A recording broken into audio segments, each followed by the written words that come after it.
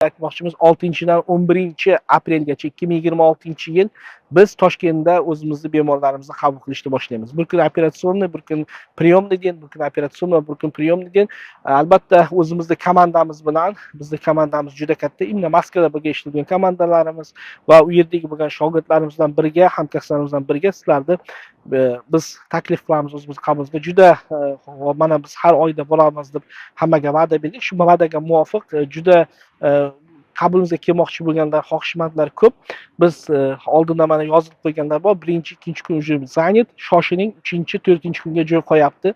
Balkim 3-kundan уже yarim to'lgan bo'lishi mumkin. Shuning uchun oldindan обязательно yozib qo'ying. 6-dan 11-aprelgacha. Mana shu biz bemorlarni O'zbekistonda Toshkentda City Med klinikasida qabul qilamiz. Va yana aytib o'tmoqchiman, yangilik va ko'plar uchun biz operatsiyalarga, implantlarga ayniqsa 20%